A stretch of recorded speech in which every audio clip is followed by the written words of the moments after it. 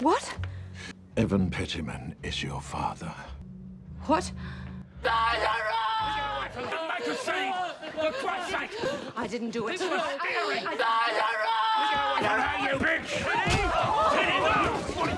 Myrtle Tilly Dunnage is back in her small town in Australia. One would think she's come for a reunion, but the woman has other plans. Sweet revenge. At the house, she heads into her mother Molly's room, but it seems she's developed amnesia. The next morning, Tilly sets her golf ball out in the yard. She begins mentioning names to Molly, who has come outside. The first is Miss Beulah Harradine, the school teacher. She always mistreated Tilly because of her favorite student, Stuart Pettyman. Next on the list is Mr. Almanac, the chemist. Then there's also Evan Pettyman, the Shire president. As she mentions each name, her ball flies straight onto their houses, startling the culprits. Molly wonders why she's come to town since there's nothing there. However, Tilly has come because she needs her to remember her, so she can also remember Molly isn't buying the daughter idea and asks what else she's come for. Tilly asks, "Did I commit a murder?" making Molly laugh in disbelief, but Tilly just keeps a serious face and repeats, "Am I a murderer? Is that why I'm cursed?" Though she doesn't remember committing a murder, she admits she won't be surprised if she actually is a murderer. Afterward, Tilly goes to war with Molly when she tries to get the woman to bathe. The neighbor, Teddy McSwiney, hears the ruckus and asks his brother Barney about it. May, their mum, reveals Tilly is back, making Teddy intrigued. Tilly finally gets Molly to bathe while she tidies up the house, which can't be differentiated from one of a mad person. Apparently, Tilly is not the only one back in town. William Beaumont is also back, and his very proud mum, Elsbeth, drives him into town. They head over to the Pratt's store to get some things, but Alvin Pratt takes William to his office to show him Elsbeth's unpaid account. Meanwhile, Muriel Pratt tries soliciting for her daughter, Gertrude, to be a suitable companion for William, but Elsbeth dashes her hopes to the ground. Soon enough, news of Tilly's return spreads like wildfire. With the house up on the hill, Tilly sees them all staring, but she pays them no mind, focusing on her sewing machine instead. Later, Evan returns home to his wife, Marigold, who has an intense OCD after dinner. He gives her an overdose of her tonic, then takes her to bed. She frantically asks to see her son, and when Evan turns the frame, she weakly says, 25 years since Stuart's accident. 25 years since I lost my boy. She falls asleep immediately after, and when Evan is sure she's completely out, he begins having his way with her. What a husband. The next morning, the grand finale of the football competition against Wynyard begins, with Teddy as the lead player for the Dungatar team. The town has come to watch, and everyone is pumped with excitement. Well, until Tilly interrupts with her fashionable red as sin dress and equally sinful heels, everyone can't take their eyes off her, and she doesn't shrink from the attention. The players get heavily distracted by her beauty, making Wynyard win that round. Teddy walks up to her, pointing out how her outfit is distracting his players. He says, "The only reason these bastards haven't run us McSwineys out of town too is me dad empties their shit houses and I win them the footy. We lose this match, all I've got left is the shit." Tilly thanks him for looking out for Molly all these while, then begins leaving. However, it's just a change. When Molly sees Mr. Almanac beside her, she suddenly remembers him. He's now bent over with a hunchback, and she points out how his wife Irma's bruises, blamed on her clumsiness, miraculously stopped when he became a hunchback. Sergeant Farrat walks up to Tilly while Gert sneaks up beside William. However, the young man's attention is all on Tilly. Muriel notices this and begins trying to sell her daughter's skills to Elsbeth. This makes Gertrude walk away in embarrassment. Muriel is definitely not giving up anytime soon. Farrat is captivated by the fabric of Tilly's dress, and a photographer from the Wynyard Gazette makes them pose for his camera. Sitting next to Farrat, the photographer boasts of Wynyard's professionalism and how they can't be distracted by a beautiful woman. Meanwhile, Tilly walks up to Gert, who's sulking about her life by the corner. She hands over her card, offering to make her something for the footballers' dance happening on Saturday night. Gertrude doesn't feel a dress can change anything, but Tilly just brings down her hair, saying, Watch and learn, Gert. Watch and learn. She goes back to her spot, and with her provocative black dress, red lipstick, and seductive mannerisms, the Wynyard players lose all manner of concentration. This makes Teddy win the game for Dungatar, and everyone cheers in excitement. So much for Wynyard's professionalism. Later, Tilly takes Molly to go see Irma, and she thanks her for sending food to Molly all these years. She gives her a box of cake, which Irma gladly enjoys. Irma wonders why she's returned to town, but Tilly gets distracted by the sound of the windmill. She excuses herself and begins walking toward the playground. With Tilly gone, Molly quietly asks Irma who Tilly is and who she murdered. Irma replies, Well, they say that she killed a boy, Molly. I remember Evan Pettyman bundling her into the police car. and then Sergeant Farrett driving her away. Sitting close to the windmill, Tilly recalls a childhood memory.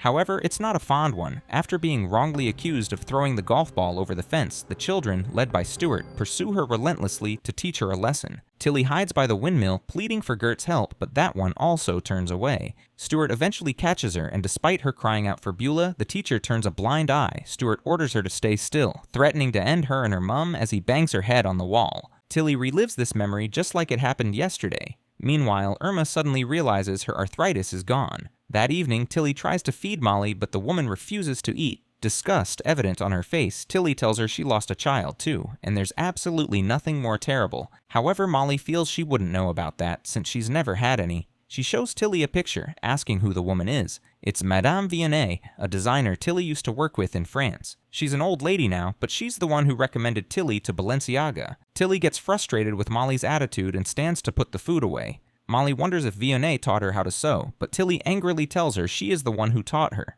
Pulling her wheelchair close, she urges Molly to say her name, but the woman attacks. They begin struggling until Molly mentions Stuart's name. This leaves Tilly stunned, but Molly just says, That's right. You killed a boy, broke his neck. So now you know you are a murderer, you are cursed, so fuck off! Gert chooses that moment to come in, making everything awkward. She shows Tilly the design she wants. Tilly pushes Molly aside and beckons Gert to a room. When she tells her 15 shillings as the cost, Gert is stunned by how outrageous it is. Settling for a bargain, Tilly takes her down memory lane and asks if she told Stuart where she was hiding that day. At first, Gert pretends not to know what she's on about, but she finally admits the truth when Tilly promises to make her the most striking girl in the room. She wonders if this means their deal is off, but Tilly just tells her to take off her clothes. The next morning, Tilly takes Molly out in the field to recover an old mirror from the trash. Teddy catches up with them with his horse and cart and offers a lift. Molly agrees in a heartbeat, and he carries her to the cart while he begins walking with Tilly as Barney controls the reins. Teddy doesn't believe Tilly is a killer like everyone says. He tells her, I reckon he came home for one of two things. Bloody revenge or me. He offers to pick her up on Saturday for the dance, but Tilly turns him down. Not giving up easily, he suggests taking her to the Wynyard Pictures that night, but Tilly still doesn't agree. At home, she begins making a dress while Molly expresses her displeasure over how she turned down Teddy. Frustrated, she walks over to Tilly and begins working on the dress. She points out some corrections, which puts tears of joy in Tilly's eyes. Just then, a knock is heard on the door, and Molly goes to check. It's Farrat, and he beckons on Tilly to follow him to the car. However, Molly stops her, suddenly getting a memory of little Tilly crying painfully while in the back of the police car. Seeing the tears in Molly's eyes, Tilly wonders what's wrong, but Molly regains her composure. Farrat has brought a delivery for Tilly, and he tells her certain accusations have been made. He opens up the chest to search, but is awed by the fabrics he sees inside. The man quickly forgets he's an officer and happily drapes one on his body. Molly points out a mirror tree outside, leaving Tilly surprised. When they step out, it is indeed a mirror tree. Different mirrors hang on the tree, making Farrat happy as he parades in front. This is Teddy's handiwork, making Tilly smile. Later, Farrat opens up to Tilly, saying, I've always managed to live discreetly, but when Stuart Pettyman died, his father wanted me to send you away. Though Farrat refused at first, he eventually gave in when Evan got a hold of some of Farrat's designs he'd drawn on himself. He threatened to release it to the district inspector, which would have made Farrat lose everything. It's so ironic Tilly was betrayed for a wardrobe. That night, she walks up to Teddy and agrees to go out with him on Saturday night. On the night of the dance, everyone is stunned when Gert enters the room. She looks really different in the dress and makeover from Tilly, becoming the most striking girl in the room, just as Tilly said. Emboldened, she walks up to William, who can't seem to take his eyes off her, and draws him in for a dance. Meanwhile, Teddy goes to the movies with Tilly and Molly, who can't seem to keep quiet, especially when a romantic scene comes up. However, this doesn't stop the wonderful chemistry going on with Teddy and Tilly. Back home, Molly invites Teddy to stay for some tea, and he agrees. After causing quite a ruckus, Molly finally sleeps off. Sitting outside together, he asks about where she went when she left town, and she tells him the numerous places she's been in. He points out how she's back, but she says, Look, they don't like us here, Teddy. Me and Molly. They'll never forgive me for that boy's death. They never forgave Molly, and she didn't do anything. Teddy understands, and he shares how they tried to take Barney away for being different. Teddy feels she'll make a man really happy, but Tilly isn't interested. The next morning, Tilly gets her first walk-in customer, courtesy of Gert's dress. Just then, another woman comes in with fabrics, also wanting to make different things. Sometime later, a mysterious woman named Una Pleasance arrives in town. She is amazed by the dresses the women have on, but they don't give her the time of day, apart from Muriel, who directs her to Tilly's. At Tilly's, Una gets her measurements taken, and she reveals she's also a dressmaker and seamstress. She wants to see Tilly's workroom, but Tilly wisely shuts the door. Though annoyed, Una tells her she'll be familiar with her work soon enough. Before leaving, she reveals, Evan Pettyman invited me here. Did you think they wouldn't fight back? Seems like Tilly is about to get some fierce competition. The next morning, news of Una's arrival is seen in the newspaper. Her establishment will be temporarily located in the Pettymans' home. In no time, the women of the town flock over to make their acquaintance with Una, sending poor Marigold into a frenzy. The next day, Teddy and Tilly talk about Una. She feels it's bad timing since the town is just beginning to like her, but Teddy feels she's wasting her talents in town. She heads inside, and he follows, shutting the door behind him. He wants them to run away together, surprising Tilly. When he leans into her neck, her rationality flees, and they indulge in a passionate kiss. However, she stops it before it gets too far and makes him leave. That night, she enters his room, declaring that she can't be with him because she's cursed. Sometime later, Gert does her wedding dress fitting with Una and Elsbeth. When William arrives, Gert begins to panic since the groom isn't supposed to see the bride in her wedding dress. Well, that's not even the main reason. She simply doesn't want her groom to see her in the hideous dress Una has made for her. She escapes through the window while Elsbeth, Una, and William pursue with the car. She arrives at the store, urging Muriel and Beulah to get her off the hideous dress Elsbeth and co. arrive, and William is also forced to get down from the car. Alvin tries shutting the door, but they eventually gain access. However, Gert has already escaped through the back. She desperately runs all the way to Tilly's, stumbling in the dress while asking for help Elsbeth and co. arrive, and Una knocks on the door, asking to see Gert. When Gert eventually comes out, she struts confidently in a form-fitting piece which blows William's mind away. She says, Sorry, Una. I decided to go back to Tilly. I think she understands my particular body shape. However, Elsbeth isn't pleased. Afterward, William drives them to meet Teddy, frustrating Elsbeth more. Well, he's done living his life for her. He asks Teddy to be his best man, and he agrees. William reveals he'll be paying for his suit before leaving. That evening, Teddy visits Tilly to get his measurements. Molly doesn't waste time in telling him to strip, but Tilly stops him. Molly isn't having this, and she says, That's not what you tell them. She tells them if they want it done proper, they've got to strip and be measured, because it's a work of art made special for them and no one else. Tilly points out how Molly just said her name, but Molly disagrees. While the women go back and forth, Teddy takes off his shirt, giving them a wonderful view when they finally turn to him. He also takes off his trousers, leaving them stunned. Springing into action, Molly puts on a romantic song while wearing her glasses to write down the measurements. Tilly begins measuring, the sexual tension between her and Teddy thick in the air. Molly discreetly steals Teddy's whiskey while the two are caught up in themselves. Not taking his eyes off Tilly, he tells Molly the girl he fancies doesn't want him because she thinks she's cursed. Well, he doesn't believe in curses. When she bends to measure his waist, Molly begins singing. Teddy knows she's the girl for him, sure there couldn't be anyone else. He takes the tape from her and draws her up, asking her to be his date for the wedding. She points out how no one would talk to him if she does, but Teddy even likes the idea he promises to keep her safe, leading to a passionate kiss. Unfortunately, they get interrupted when Molly mistakenly kicks the speaker in her bid to lie down and enjoy the show in front of her. The next day, Una cries in her room about losing her customers. Evan comes in to comfort her, and they soon take the comfort to the next level. However, before they can go far, they hear a noise from Marigold outside, which makes Una's knee mistakenly bump into Evan's groin as they knock heads together at the same time. Serves them right. Marigold sees them through the glass window. With so much pain, Evan crawls away with his trousers down, locking himself in a room, while Una closes the door so Marigold won't see her. Having had enough of the pitiful life she's living, Marigold announces that she's going to make a dress with Tilly for Gert's wedding. While Tilly takes a professional look at her, Marigold begins talking about Stuart. She says, She was there when Stuart died. Saw the whole thing.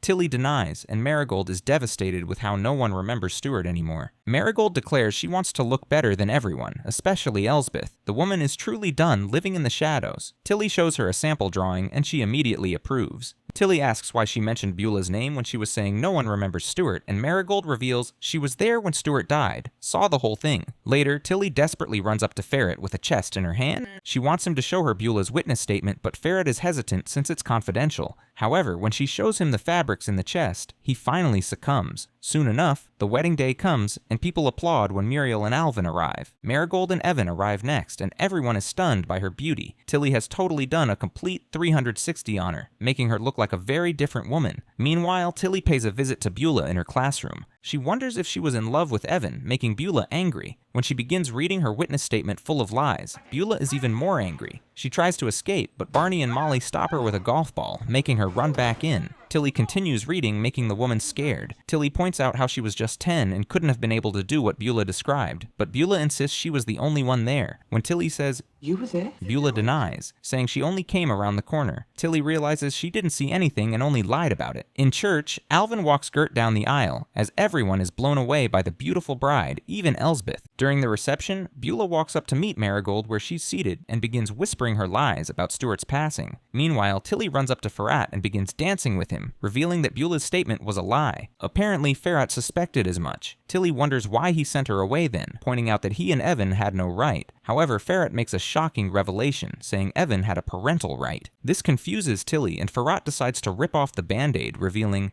Evan Pettyman is your father.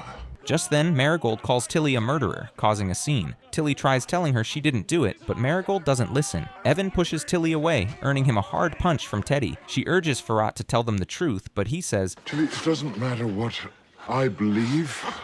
I investigated the incident and I've talked to everyone here. Everyone was accounted for.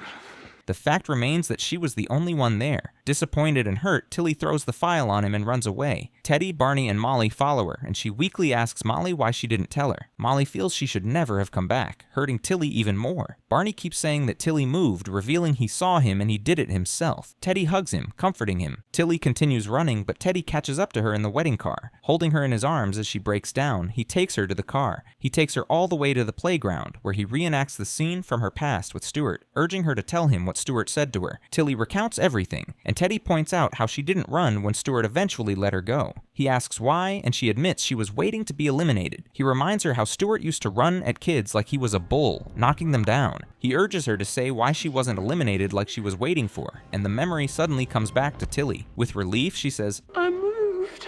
She didn't stand still like Stuart wanted and moved at the last minute, making him collide with the wall and break his neck. This is how Stuart's life ended. He actually did it himself. Apparently, Barney saw everything from the top of the silo, but didn't say anything because he was afraid they'd call him a liar and send him away. Teddy takes her back to his place, offering comfort. Passion soon takes over, and they both indulge in a pleasurable time. In the aftermath, Teddy proposes they get married. He wants them to have a big wedding in town, where they can show off their love, then leave for a new place. A place where there's no hate or revenge.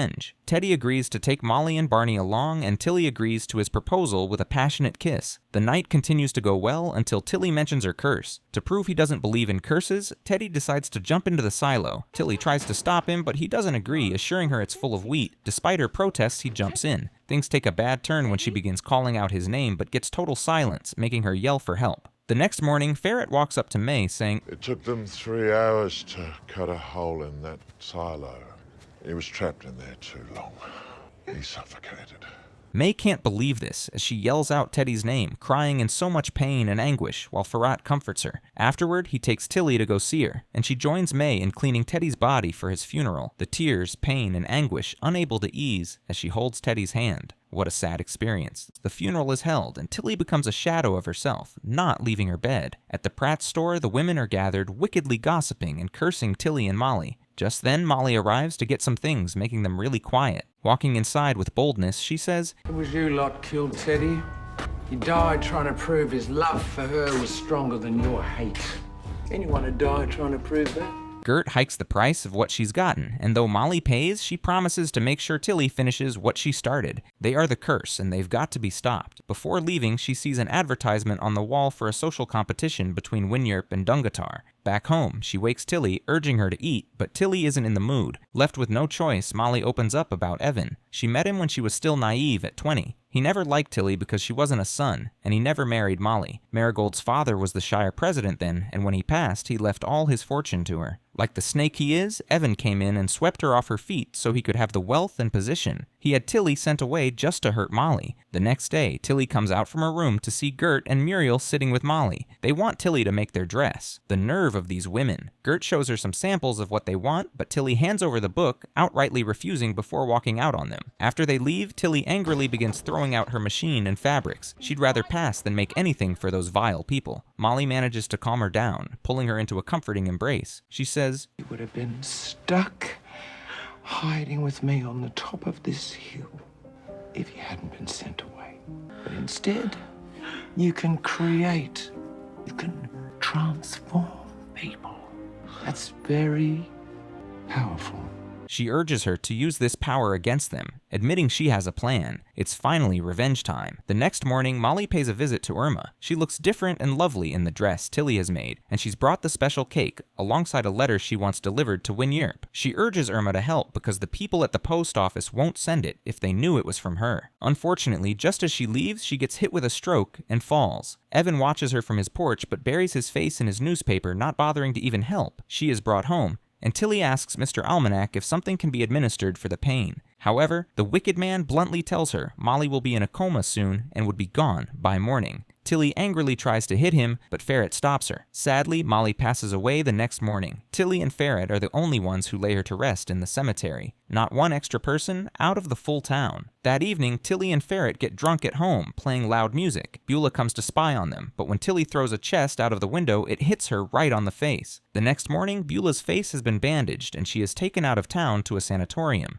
The next person Karma deals with is Mr. Almanac. Due to the cake, Irma doesn't hold the cushion to stop his movements like she always does, making him go non-stop, all the way to the back of the house and into the pond. When Ferret arrives, he realizes the vile man has passed. Prudence, another townsfolk, sees the cake Irma is eating and realizes she's been drugged. She tells Ferret it was Tilly, promising to tell Evan. Meanwhile, the Wynyard Drama Club pays Tilly a visit, where they show her the letter they received in her name. They've accepted her extravagant terms and want her to make their costumes. When Tilly reads the letter, she realizes it's Molly's handwork, making her sigh in relief and gratitude. The next morning, Ferret takes the fall in place of Tilly, confessing to baking and supplying the drugged cake. He also adds perversion to his crimes, sharing his personal sketches. Tilly rushes in and tries to stop him since he didn't do anything wrong, but he hugs her, saying, Yes, I did.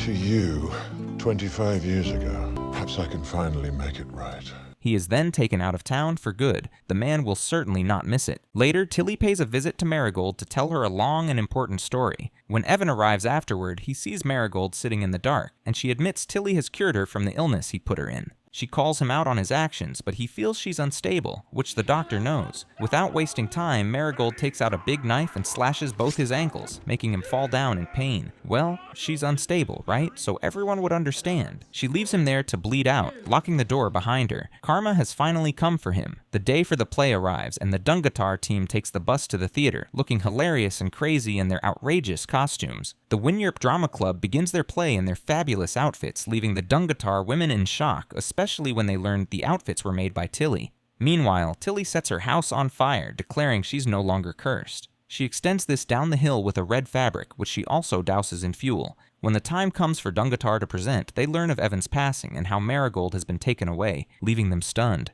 The fire creeps down, and Tilly looks back one last time, a satisfied look on her face before she leaves town. When the broken team arrives, they are devastated to see their town on fire. Nothing has been spared, not even a house. Revenge is definitely best when served hot. And that, my friends, is how it ended. If you've made it to the end, hit the like button, comment, and share. Don't forget to subscribe so you don't miss the next recap.